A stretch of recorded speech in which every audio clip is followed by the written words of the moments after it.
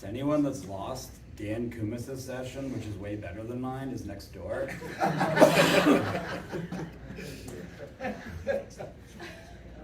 Way to set the expectation. It's embodying this. You say no to me and go see Dan. Well, I guess that means we're good to go. We're good to get started. Welcome, everybody. Excited to have you all here. I know it's the end of the day and it's kind of tiring, so we'll try to keep it light and fun. I do want to give the SLAGLE warning. There will be casual profanity interspersed in here, and I am a yeller. So if you feel like I'm yelling at you, then I totally am, and it's all your fault. So this talk's going to be about really kind of how to say no, but not just casually saying no, because that's pretty easy, no. It's going to be more about that idea as an owner or an employee, how you really need to focus on what you're best at and turn that into a weapon. And then you can use that to really kind of grow what you're doing effectively. See if I can figure out how to use the presentation remote. My remote said no to me.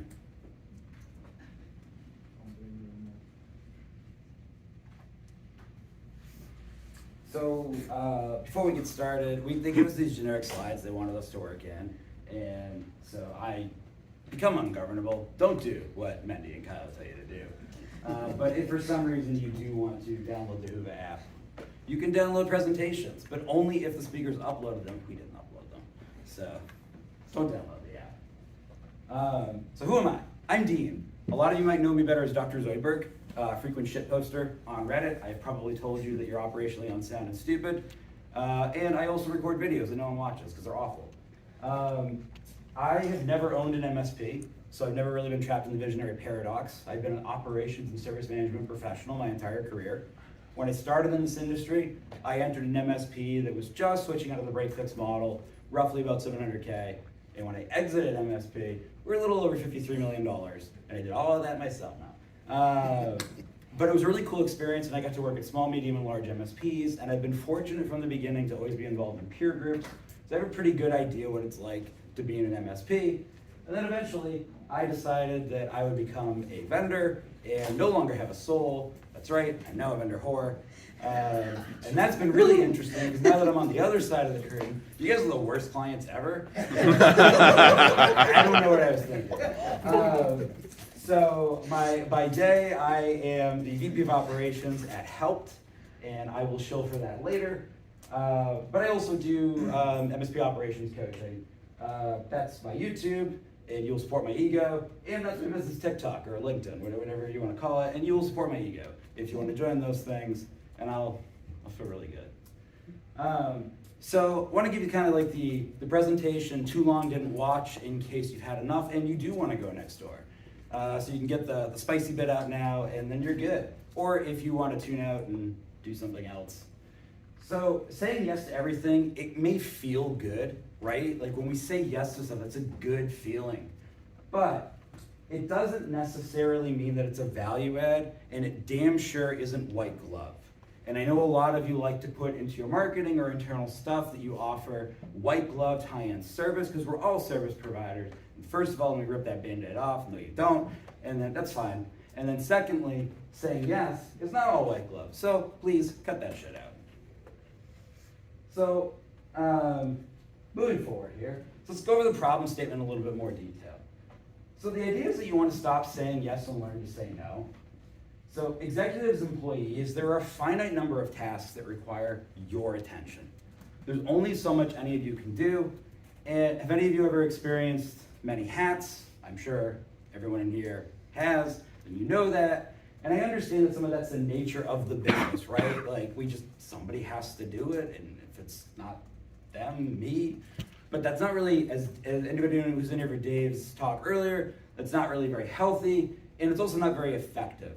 So we need to be able to identify that we have way too many hats on and figure out how to start saying no and take some of those hats off so we can give them to other people. Also importantly, and so this is kind of two talks in one, by the way, that's because I wrote a real session to submit, and Kelvin rejected that one, so then I wrote a meme session and said yes to it, and didn't have a slide deck. So there's two slide decks in one. Apologies. MSPs often try to over-deliver. And it's a common thing that we see in many service-based businesses. It's really not an MSP problem, it's a service economy problem. We tend to over-deliver. And when we over-deliver, we tend to allow clients to dictate the solution. If anyone here is a Pika fan, that's letting somebody else make up your chocolate cake recipe. And that is a recipe for frustration, anxiety, and failure. We confuse catering to this with white glove and good customer service when we're probably not really offering either one of those, or if we are, the cost to that, sort of both from a literal cost of goods sold, but then also the opportunity cost and the mental health cost is so high that fine, maybe your MSP is so amazing that you literally wear white gloves, but like if you go home and cry at night, what's the point of it? So a subpar experience is delivered, we miss expectations, we burn out our staff. It's gross. We don't want that. So why do we say yes? Psychology is really important, and the way people think is really important. And so it's important to understand why you want to say yes, because it's not your fault. You were built to want to say yes. So saying yes makes us feel good. And that's the trap that a lot of people fall into. We assume the feeling is transitive. It's not. It's not transitive at all. And it can be a little bit, like if I go give Heather a gift, you know, like if I give her something, she's gonna appreciate that. I will feel better about that for longer than she will. And that is a fundamental concept of human relationships you need to understand. It's also a really handy sales technique. As I have up here, that's the concept of reciprocity. And if you ever bought a car and you go in and they say, hey, can I get you anything? Would you like a bottle of water? That's reciprocity. And the idea is they're trying to build a little bit of goodwill from you. But what's funny about it is it's actually gonna make the salesperson like you more than it's gonna make you like the salesperson, because that's how giving and saying yes works. So it makes us like the person who asked us for the thing more, and it's powerful brain kung fu, and you're probably not really able to fight this. You might be aware of it, and you might mitigate it, but you're wired to operate this way. Because fundamentally, humans weren't made for this. We weren't made to be in massive groups like this. We were made to be in relatively small, intimate groups. This is a mechanism so that when two tribes meet, they don't all instantly murder each other when, you know, like apples are exchanged. You're built this way. And unfortunately, other animals are built this way too. So, the monkeys, the dolphins, kind of all the same. So, a couple of the things that are important, reasons why I think we tend to say yes. We feel that saying yes is custom.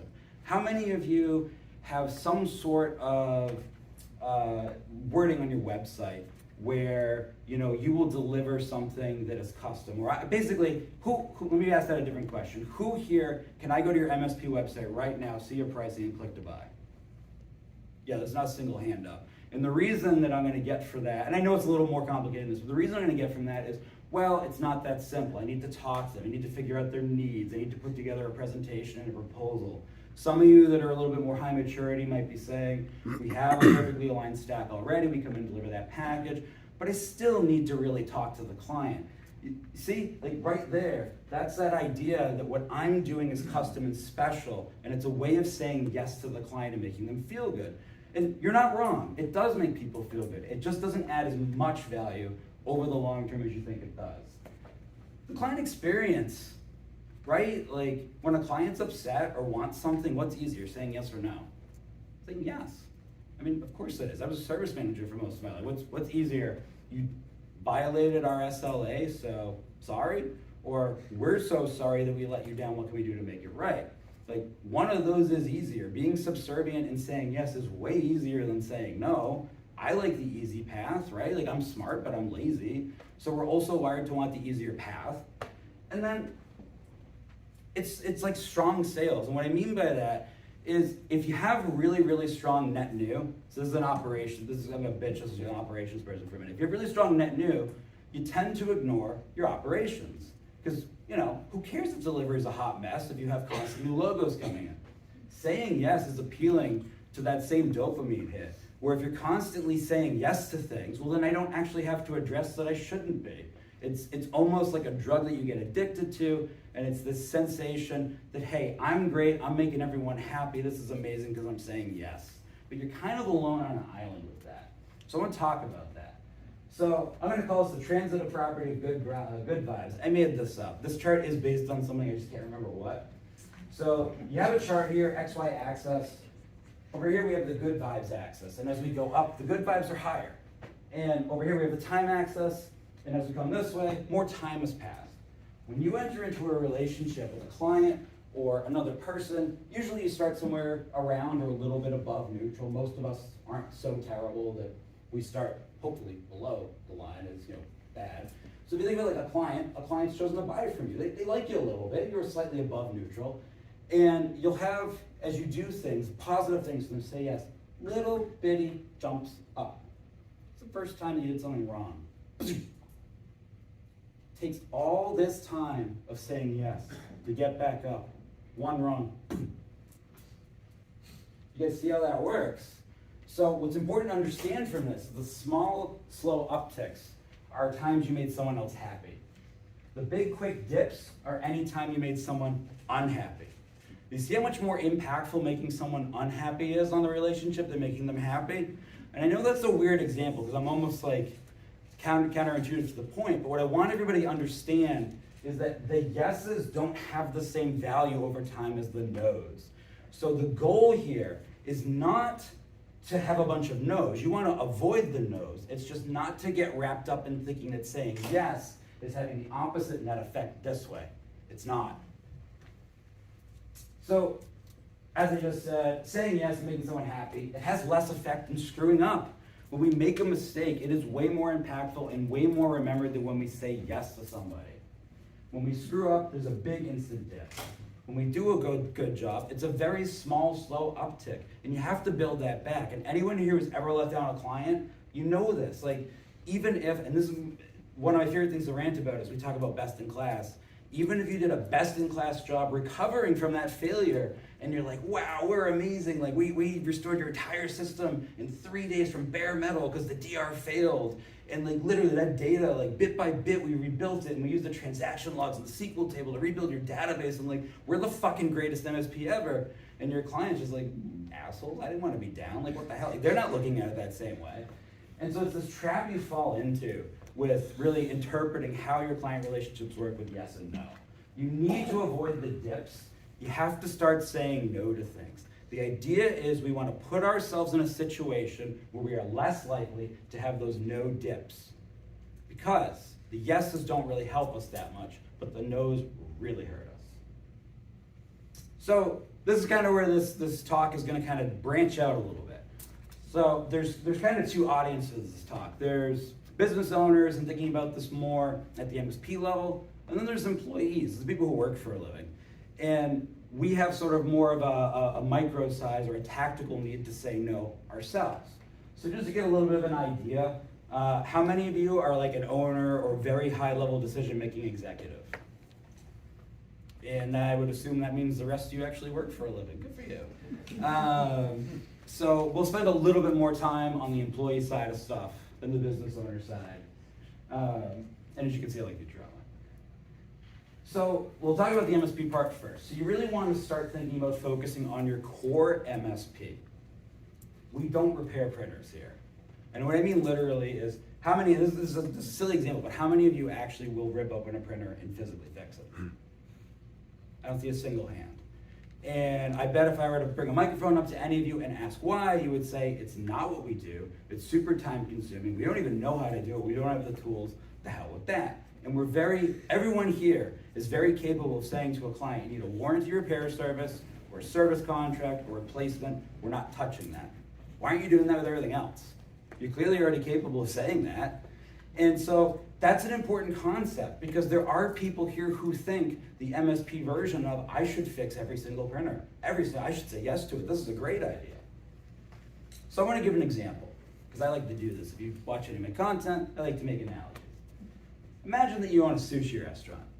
I don't know if anybody here likes sushi. If anybody here has, sorry, I'm losing my voice from the other night. I don't know if anybody here has ever eaten at an authentic sushi restaurant. So I mean like the kind where, you know, you're on a side alley in Japan, you go in, it's bar top seating only, there is a sushi master who speaks zero English, and you go in. How do you eat sushi? Well, in that sushi bar, everything is set up to deliver sushi perfectly. The tooling, the ingredients, the setup, the prep area, the point of sale, even the dining area is all designed to give a curated, dialed-in experience. There's even a way you eat your sushi. I don't like sushi or fish, which is weird because I like crabs and lobsters, but you don't dip the sushi too much in the soy sauce, or you offend the sushi chef and you're a bad sushi person, you're not welcome back.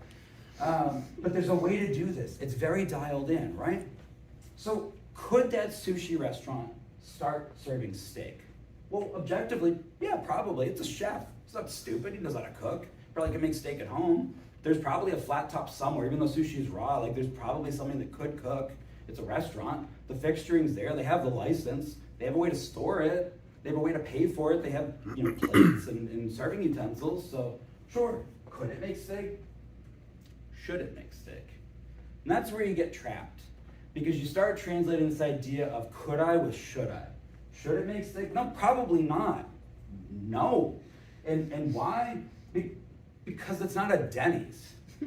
And that's obviously a really silly example, but think about that for a minute. You went there to a high-end sushi restaurant, and if any of you had a dining experience, you go to a restaurant that has a 20-page menu. Is anything good on that menu? No. So in the same way, if your MSP has a 20-page menu of stuff you've said yes to, is anything particularly good on that menu? Probably not. I mean, you might be proud of it because you're making it, it's your kitchen, you're not pushing out garbage, but nobody in that dining room at that Denny's is like, listen, I gotta meet the chef. That was the best Denny's. That changed my, Dave Cole's here, sandwiches. That Denny's sandwich. Can I talk to Denny? Yeah, exactly. You're not doing that. But if you go to that bespoke sushi restaurant, are you gonna offer to, buy the guy around a sake? Because holy shit, that was the most amazing experience you've ever had, and I don't even like fish? Yeah, you will. And that's what we all want. Remember we said before, you all want to deliver a white glove experience, but you're running Denny's. So you're probably sitting there and you're like, listen, okay, fun analogy, but I don't make sushi, you idiot. Well, yeah, you do. And what I mean by that is you have a core business offering. And to rip the Band-Aid off a little bit, I got another slide for this, but I'll rip it off twice. No one in here is different. Everybody understand that?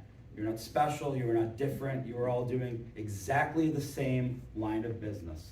You are solving the same pain, you are solving it with the same methods. You might be executing the nuance a little bit differently, so you might be using low sodium soy sauce. You might be using soy sauce that you make in your garden at home, which is super cool because it's from scratch soy sauce, but you still gotta have soy sauce. And as an MSP example, what are we doing here? We have some sort of ticketing system, we have an RMM, we have a way to remotely connect in, we have a security stack, we generally have some sort of preferred networking equipment that we work with, we have some sort of desktop and server brand that we mostly sell and service and are comfortable with, rinse and repeat over and over until the heat death of the universe. So fundamentally, you're all doing the same thing. And there's this desire, this passion that entrepreneurs have that they want to be different and special. And they love that. And I hope none of the owners in here ever let that spark die. But you do need to remember that ultimately, your restaurant is following the same basic process of delivery, your MSP restaurant. Anything more than a standard deviation from that core offering is serving steak at the sushi restaurant. So if you quite literally make a normal distribution of everything that you offer, and you do a regular distribution and a standard dev, anything that's a standard dev over, cut that shit out. That's serving steak at a sushi restaurant. I don't care if you can, and I don't care if it sometimes makes money. It is not what you're good at, and it is not driving your core business to be successful. And we're not Geek Squad, right? Nobody here wants to be Geek Squad. And even if your model is similar to what Geek Squad is doing, very transactional B2C, you don't want to be this generic faceless behemoth that serves crap. And I won't name any names because this is a polite company, but we all know some of the mega monolith PE MSP groups, and we all know how much we love them because they just feed us clients. They come in, they buy up one of our competitors, and then a year later, we're like, pew, pew, fuck yeah, this is awesome. Everybody needs a new MSP. This company destroyed the entire client base. Because they're being a Denny's and a Geek Squad. This is my slide that was supposed to make fun of all of you, even my So some of you are going to be hearing what I'm saying, and superficially you're like, all right, I get it. Like I can't be chaotic. But ultimately you're also arguing to me that I shouldn't just do what my clients want. And as a service and operations manager, this is a really, really big problem point that we have in figuring out how we're gonna unfucking deliver the dreams that all of you owners sell to people. Is the customer always right? Well, first of all, I know many people understand the sentence is fundamentally misinterpreted. We know that academically, but literally, the customer is always right. It was about in matters of taste. So that means that like if your client's like, I want shitty beige Lenovo towers, you're like, you got it, boss. It does not mean that you suddenly redo your recipe to suit what every individual client wants. Something I used to tell the owner of our company, if the client knew what they were doing already and what they wanted, they wouldn't need us, right? And anyone here who does co-managed, you know exactly what I'm talking about.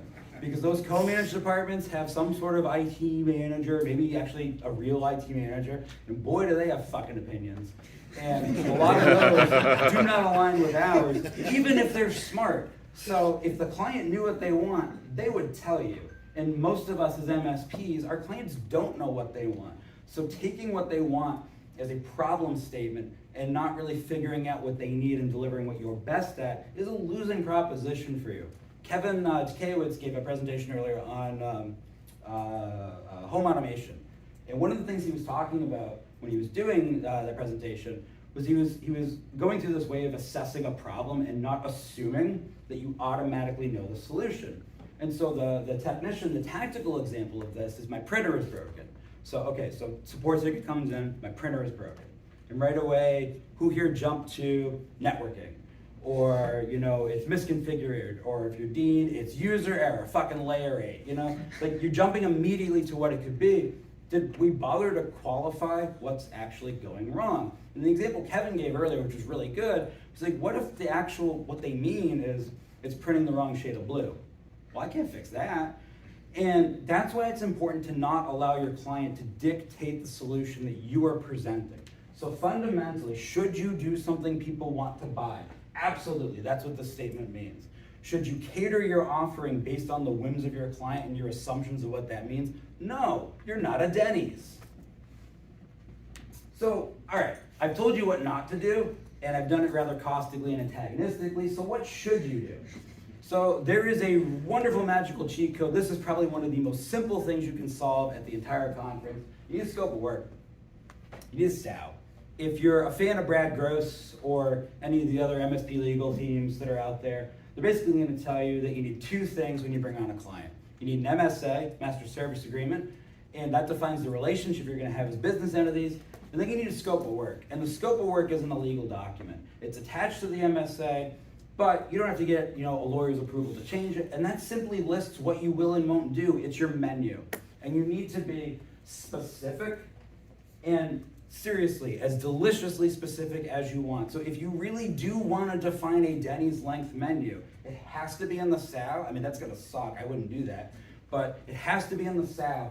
Once that SAO exists, do not deviate. Seriously, don't, like ever. It's on the SAO. And if somebody says to you, I want you to do X, Y, Z, or could you do X, Y, Z, or hey, I see that you say you support networks and I need a cabling job done. That's network related. Could you do it? Could I? Yeah, I could do it. I know how to run cable. I know how to crimp, you know, A standard, right? No, nobody here. I was trained A standard. I was an AV guy in the past. I know how to crimp cables. Like, I know how to do all that. Should I be doing that? No, I'm the VP of operations. Like, what the fuck? So you have to kind of differentiate what it is on your SAO you can do and what you won't do. And you need to then, and this will come up a little bit later, be able to reframe what they asked in the context of what you can do. So just to continue hammering this point home, you really cannot deviate from it. And that SAO becomes to a certain, like your commandment, your constitution. It's, if you have, you know, core values, your SAO is your other rock. It's your other pillar that holds up your MSP. It will change. I'm not saying it's permanent, but it's what your MSP fundamentally will and will not do. It is your perpetual promise to your clients and your staff. When you are put in a position, this is specifically for owners and executives in this room, when you are put in a position where you are considering violating your SAL, everybody has been there. A deal comes in, and that deal, that revenue, that is a spicy meatball. And if I could just figure out how to take a bite out of that meatball, tomorrow would be amazing, and fuck future Dean, but he'll figure it out. When you have that moment, and every business owner in here has that moment probably weekly, right? Because of course you do. It's why you're business owners, and it's honestly why you're good at being business owners, because you feel that way. When you feel like you're going to violate your SAL, you light the beacons of Gondor. I don't care who your accountability buddy is. I highly advise it be your team, and you go to them, and you basically say, here's what I'm about to do. What do you think? And you give them the chance to say, boss, no, we're not at Denny's. That's not in the SAL. What are you doing? You use that peer accountability. And if you're somebody in this room who says, I'm not going to ask my team, to double check my business decisions, harumph and such, I'm a business owner and they're employees. I do get that, fair, they're not peers. What would you tell your techs? When they're in front of a client and they don't know the answer to something, do we tell our techs to just make shit up? No. What does everyone here say? What does everyone that we've ever been to that talks about customer service say? Is you have your techs, when they're in front of clients, they don't know the answer, say, hey, I don't know, let me get back to you. Right? Isn't that what we tell our techs that our clients will respect that? They'll respect them saying, I'm not quite sure. I'm going to check with the team and come back to you. Well, if you're an owner and a client puts you in a position to violate your SAL, first of all, there's no deal worth closing. It has to be closed in that minute. You can close it later, and if you suck at sales, I'm sorry, you can still close it later. If it needs to be closed in the next 5 minutes, that's already signs of a toxic engagement. You're a long-term service delivery company. So if a client catches you where you're like, I really want to violate this SAL, you say to the client, all right, we have a scope of work. We don't normally do that. I'm pretty sure the answer is going to be no. Let me go back and check with my team and strategize with them, make sure I understand what you're asking for, and see if it does align with what we're doing. Buy yourself that time, get out of that emotional situation, go back to your office, take a deep breath, be like, I just tried to sell a steak at my sushi restaurant. And then go tell your team, go laugh about it. And then ask them, because you're gonna, right? You're going to go ask your team, be like, can we? Do you guys think we can do it? And your team, of course, they want to make you happy, so they're gonna be like, well, maybe figure out some sort of a ham sandwich that's kind of steak adjacent. And then your job, while that conversation's happening as the owner, is to realize, crap, I'm doing the thing, I'm putting everybody in this position. I should just go back to the client and say, we are really, really good at making sushi. It's not a matter of could we make steak, we just won't. So let's either reconnect on how our sushi is gonna fill your tummy tonight, or let me bring you over here to my buddy that runs a steak restaurant. It's amazing, you won't regret it. Other benefits of having a scope of work. A scope of work defines your entire MSP identity and deliverability. It can become a map you can use to refine other areas of the business. There are multiple people in this room that have business process consulting, groups and agencies. I see Cassie back there. We've got Eureka Process up here. There are a ton of people that can help you unfuck your business, but they're not magic, and it's not their business. So I'm sorry, but I don't care about your baby, and they definitely don't care about your baby. So if you're able to map out for them what you want your baby to grow up into by having a scope of work, well, that just got a lot easier.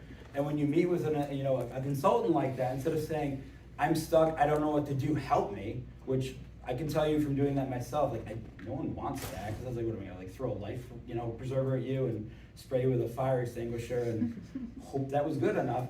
I want something that's actionable. I want to hear hey, we're having a lot of trouble with our, accounts receivable. We're constantly chasing AR. Our AR aging report says that. Our scope of work says that everything needs to be paid in full on the first of the month, and we're really just not hitting that. What do we do? Well, that's something that a consultant can immediately be here's 10 different ways we can get to that. What's your budget? What do you want to change?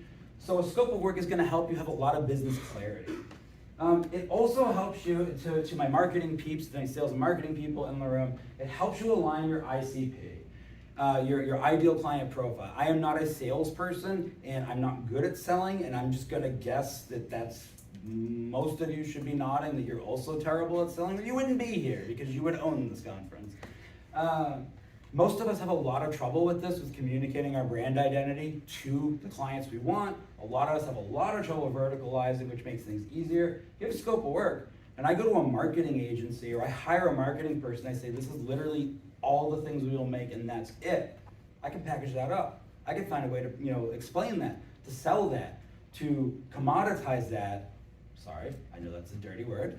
But that suddenly also becomes easier. So if you're struggling with how you sell as well, having a scope of work will just give you clarity around that. I also want to point out something here. I wrote my self notes, these are my speaker notes. There's a couple other things that are important to know when you have a scope of work. So a lot of MSPs tend to blend COGS, and you might be saying, so COGS are cost of goods sold. So your technician's labor is a COG. Any tool that you're selling is cost of goods sold. If I buy a computer, resell it to you, cost of goods sold. So a lot of MSPs have relatively unsophisticated initial financial setups because we started off, it was just us, or like us and one other person. You get a Stripe account and awesome. But you reach a point where you're doing a lot more than that. And I don't think there's probably like 4 people in the room that would not be lying to me if they said that at each maturity stage, they've redone their entire PSA GL mappings to now match what their COGS look like now. Nobody's doing that. So you start doing stuff like blending COGS. And why does that matter? Well, right now it doesn't, but as your MSP starts to get a little bit bigger and you're starting to think about my exit strategy, if I'm gonna sell, well, other people care about that. And if you've defined a scope of work and someday you have a light bulb moment where you say, I gotta get my financials to not be hot garbage. I can't be blending my Microsoft resale with my managed services bucket and just be like, yeah, it's cool, I know what it means. My CPA said it was okay, because like an investor or a PE firm is definitely not gonna buy you with that. Well, your scope of work gives you a roadmap to be like, all right, what am I actually doing and what needs to be realigned? It helps you standardize, which I could do an entire separate presentation on, so I won't talk a lot about it right now. And project delivery, which is an area that everyone in this room sucks at. I have never met a single MSP in this space that is good at project delivery. You're all terrible, I'm sorry. I was terrible too, so don't worry. We're all terrible. This helps make us slightly less terrible, because if all of your other offerings are standardized on a curated, simplified menu, right? Sushi restaurant. And somebody says, I want you to cater sushi at a wedding. Well, that's a project. And while I have a scope of work, I know exactly what I need. I know how to package this up. I know how to estimate this. I know how to figure out how I'm gonna bill for this. It's just a little bit easier. So let's switch a little bit and let's talk about the individual employee. I'm just doing a quick time check. I also have ADHD and lose track of where I was in my own shoes if they weren't tied on to me. So employees in the room, you're pretty awesome. Seriously. You're the reason why all the owners here have businesses. That kicks ass. And you should all be really proud of yourselves. But you're just one person. So let's talk a little bit about the 80-20 rule in sales. And this part specific, if you're an owner right now, you can go to sleep. You can listen if you want. This isn't for you. You already know this. Employees, 80-20 rule. There's this idea in sales, whether or not you believe it, we're just using it as a thought experiment, that only about 20% of your customers account for the top 80 of your sales.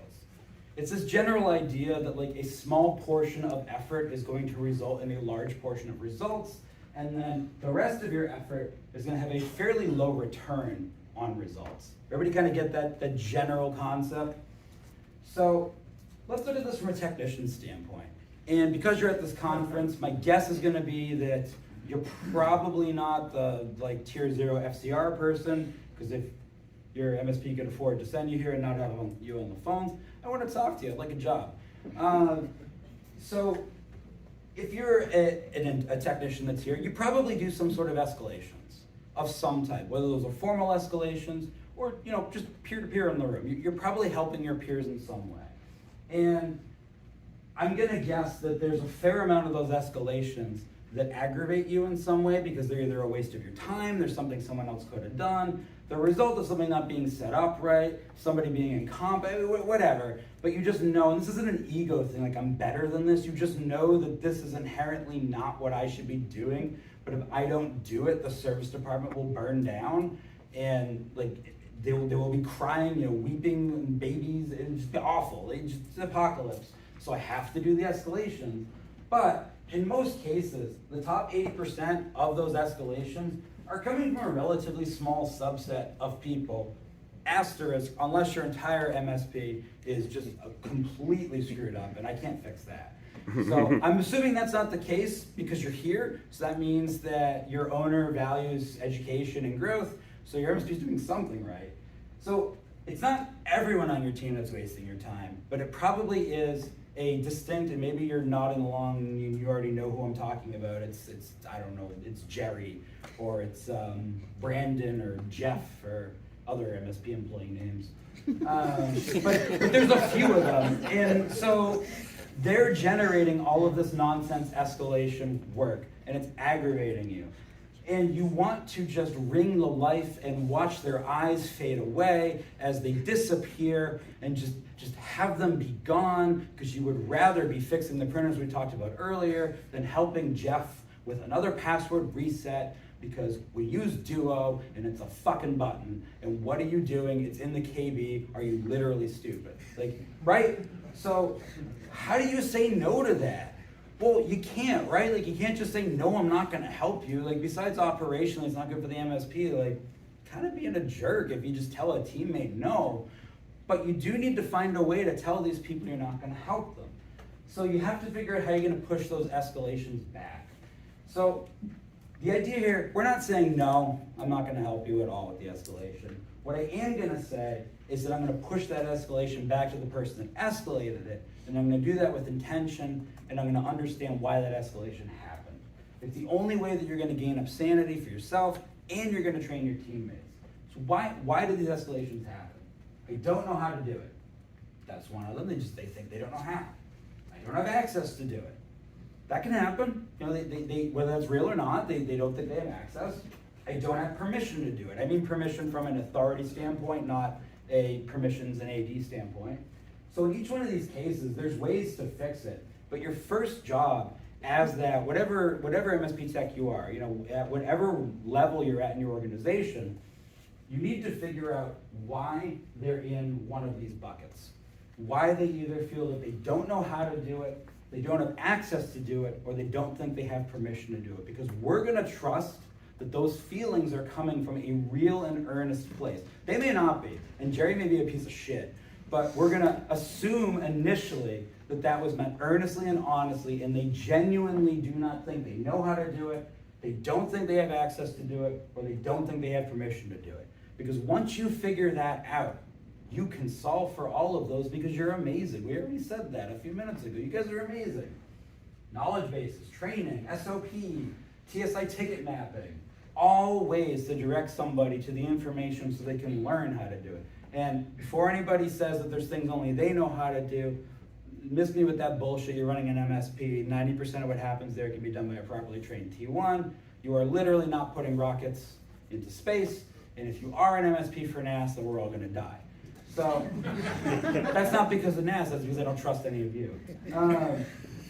If they don't have access to do it, that could be an oversight. I was talking about that with somebody here the other day, that there are genuinely times where they don't have access to it, and that's wrong. They were supposed to have access to that tool. Maybe they were supposed to have access administratively to Duo to go reset that token. And so that could be true, and you might be like, oh shit, you're right, you can't do that. I'm sorry. All right, well, that's 10 minutes. I'm gonna log it in the ticket. That's fixed. I'm gonna make a note for myself to go back to the onboarding SOP so that we get that in there. So next time we don't make that mistake, good job, MSP, and you move on. And you don't spend 2 hours doing the task for them. It could be intentional. They're not supposed to have access. And we'll talk about that more in a minute. They might be right. And it's important for you to figure out, well, how did they get this ticket? If they do not have access, maybe it's to take down a server, and you don't let this level of employee have the ability to, hard set a server. Why did they get a ticket to hard power cycle a server? That's a whole thread you're gonna wanna pull on, but that might be really true. And other times, they may in fact have access and should be doing it, but they're just ignorant of the fact that they in fact do have access. I don't know about all of you, but we definitely didn't keep all our credentials in one place when I had an MSP. I know it's a little bit better now with tools like Keeper, but there's probably something that's maybe like in Hoodoo or IT Glue that isn't in Keeper, and you know where it is, and the employee technically has access to those things, but they don't know in the moment. And if you just let them know, hey, we keep those passwords over here, they won't have this escalation in the future. And then last, they don't have authority to do it or permission. Same idea. That could be an oversight. And we're going to cover that because this is a very, very common one. This is the one most of you are solving for already if you have a decent MSP because you understand training. This is the second most common reason almost none of you are solving for, and we're going to talk about that in a minute. So it could be an oversight, and in fact, they should have the authority to do it. Once again, it could be intentional, that they should not, and then it's probably more likely it's something that's within their authority scope, and they don't realize that. You need to hammer that home. So I have a poster here that I made a long time ago, and I forgot to put the QR code for you to download this. Message me, I have it in like a vector format, so you can redo it, print it, put your own logo on it. But the idea of this is a authority scope pyramid. And this was originally designed for executives, but it works for employees as well. And the idea is that in a given period of time, you need to make decisions. And there's only so many things that you have permission or authority to do. So everything that comes to you gets filtered by this pyramid. The smallest number of decisions that should require you and only you are at that top part, and it is your job constantly, 365 days a year to, nobody laughed at that. I thought we didn't like them. I cried. That was right as well. Your goal should always be to have as few things up here as possible, and when you find something up here, you should critically look at it and kind of be like, is this really something that's only my decision? Most of the time it's not, and so most times when a team member comes to you with something that is absolutely within their authority scope and they don't believe it or they don't know it or they have imposter syndrome, you remind them that this is a you decision. I am empowering you to make the decision, you have full authority to make the decision, and you're also held accountable for making the decision. But that's cool because that's why we hired you and we trust you. You've got this. Get input, which is, hey, that's still your decision to make, but I'd ask a couple friends first. So you totally are authorized to take down that production server in the middle of the day. You might want to check with your peers though, if there's any other maintenance going on before you interrupt that. Team says, I want you to ask the team, come with a decision, come to me. I'll be accountable for the decision, but it's your decision to make. And then lastly, the things that are mine and only mine. And so for an executive, this makes a lot of sense. We have all the authority, but for employees, especially our tier 2s and our tier 3s, you actually control quite a bit of organic authority within your MSP that you probably don't realize that you've been given or taken. And it's important to remember that you don't invert this pyramid the other way around. Because even though you're still a technician at T2, T3, T4, whatever your title is, you still have a finite amount of authority and time in the day. Another important tool that for all my technical people to start using, this is a gimmick I got, I don't know, maybe like 12 years ago at a Taylor Business Group conference, is go get an orange traffic cone, literally, they make funny ones.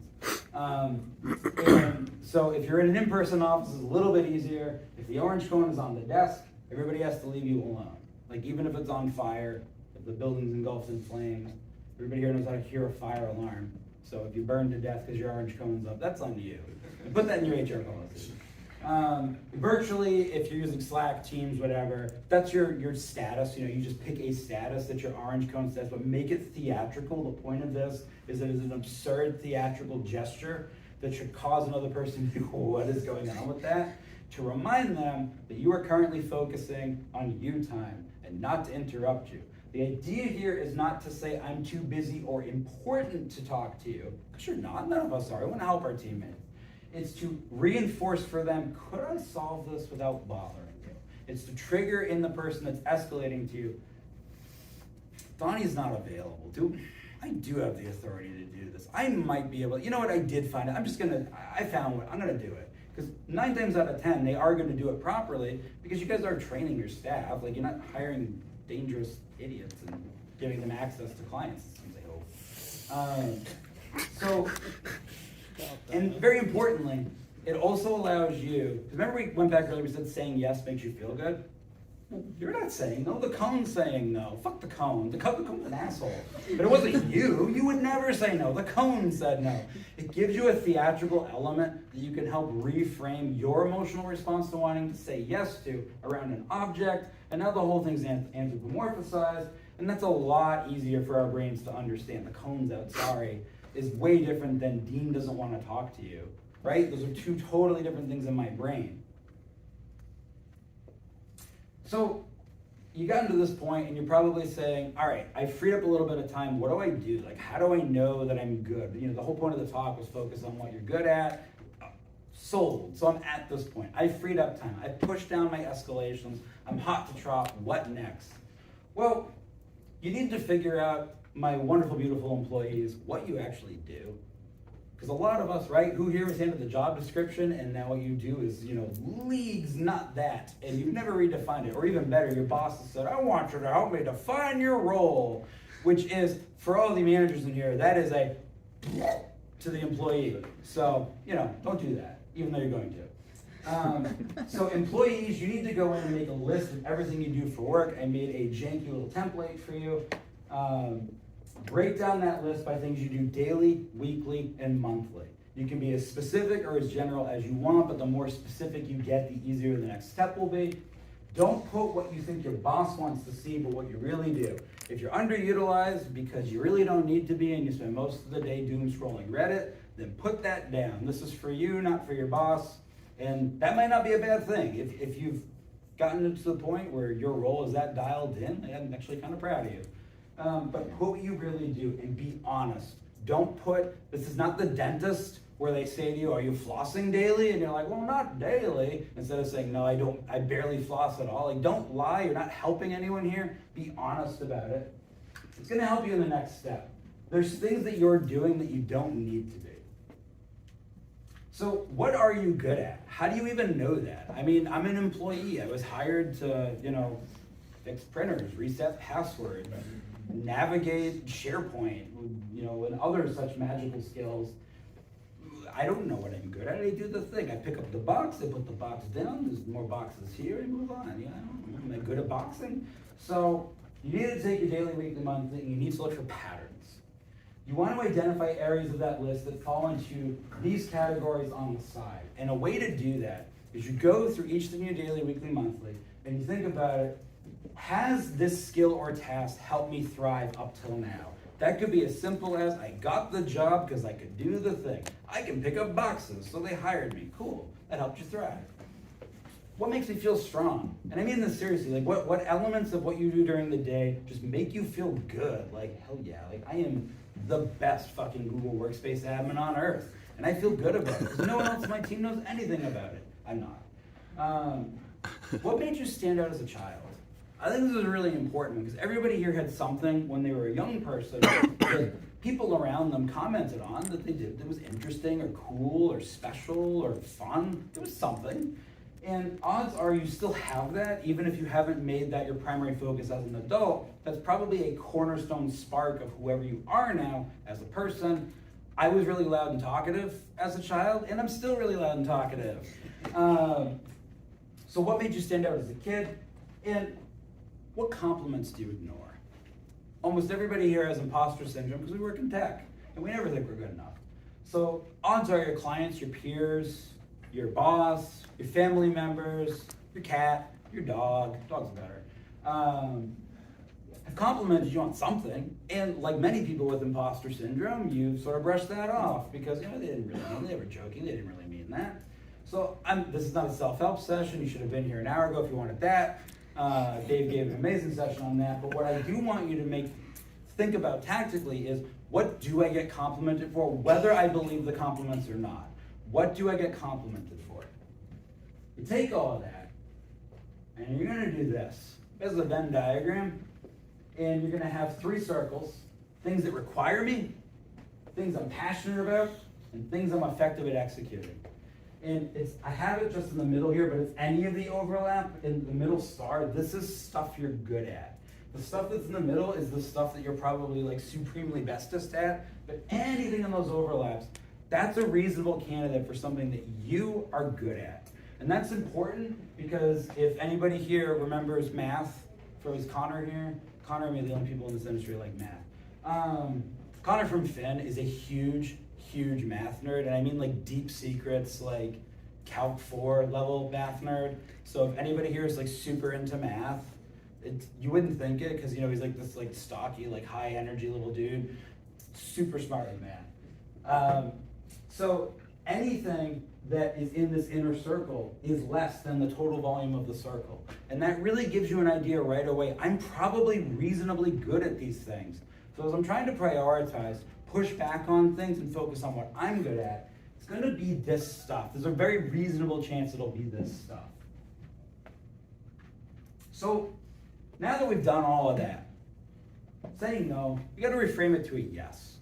Because as we arrived at before, when we let down a client, that's a huge dip. So we can't just walk around and be like, no, no, no, no, no. We need a way that we're being positive about it while still actually saying no.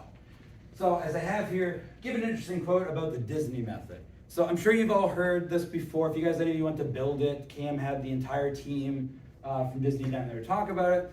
But we've all probably engaged with some sort of Disney content. If you've ever been to one of their hotels or their parks or their cruises, they do an amazing job at telling you what you can't do.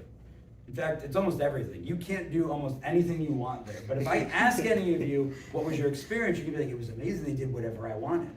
They curated anything I was willing to pay for, sign up for, they would do for me. No, that's not true at all. In fact, I would say compared to other amusement parks and other things, Disney is probably the most nope place that you can think of, but yet we hold that as the gold standard of how to treat people, of how to give a positive experience. So what Disney has done is they have gone in and made a scope of work of exactly what they can do. And anytime you ask for something that isn't on that scope of work, they immediately redirect their staff to know how to point you to something that absolutely they can do. And they do it seamlessly and they do it perfectly, and they trick your brain into thinking, fuck yeah, I got what I wanted. I got a photo with Goofy, fucking man. And you don't realize that that's on their list of 5 things you can do to Goofy. There's things you can't do to Goofy. So, you don't want 5 things to start with for a few reasons, because we talked about earlier, it's not how brains work, and it's not how your brains work. So instead of just refusing, you want to offer what you can do, but you really want to limit it to just a few options. I'm probably running I'll try to get through this quickly, sorry. So I think 2 is better to start with. So 3 is where we mostly go good, better, best, all of that. But once again, if any of you were really good at selling, you wouldn't be here. So let's just accept that we're all not great at selling. Make it a little easier. 2 options, 2 things you can do. And you want to reframe these as a positive that addresses whatever pain point it was that brought up the need for you to say no to begin with. Can your MSP manage my Hikvision NVR system and Wish.com cameras? Well, can it? Sure it can. I mean, it's a IP NVR, I'm not stupid. It's got a hard drive, it pulls an IP, it has SNMP, it's got a management page. The cameras are all IP connected. That's literally what I do. Yeah, I can have Ovid monitor them, set up, ping timing when they go down, alerting. I could do cameras as a service. Yeah, but no, you can't, because that's garbage, and we all know that's garbage, and we don't want to support it. So what do we say instead? When they say, can your MSP manage my garbage camera system? You don't say no. Instead, you say, we can absolutely look into putting your IP camera system into a segregated flat network, because not my fucking problem, and set up monitoring to alert up, down only. We'll let you know if it's on or off. We can direct those alerts to your team. I don't give a shit about your cameras. I'll let you know if they're up or down. If you bother to read those emails, that's on you to inspect the status of the cameras. I can do that, right? That's pretty reliable. That's not gonna really, cause my team to have to bend any weird way. Alternatively, we can bring in a partner that specializes in physical security. That's a better answer. And have them give you an estimate to put in a system that they can support properly for you. Because we all know here, not the subject of the stuff, there's a ton of risk in this. I mean, that's pretty much turning the inside of their network into a giant open flashing billboard that says, hey, overseas threat actors, I'm over here. Here's a Linux computer that can't be secured, that's open to the network, or the cameras won't work, because the business owner will get mad, they can't view it on their cell phone. So what's even better is to literally say, no, here's a professional that'll put something decent in, also still not my problem. And now rather than telling this company, not my problem, you're stupid, instead what you've said to them is, hey, that sounds like a really important business pain point, and I can absolutely direct you to something that will solve that pain without actually acquiescing to the nonsense you asked before. So that's it. Thank you for enabling my ego. These are some of our fabulous vendors. If now that the vendor pavilion's closed, I'll tell you which ones are my favorites if you want to know. You can find me on all of these socials, and if you wish to, you can sign up for help. We have a show deal going on with that link. Does anybody have questions, or do you just want to get out of here? Because there's alcohol very soon.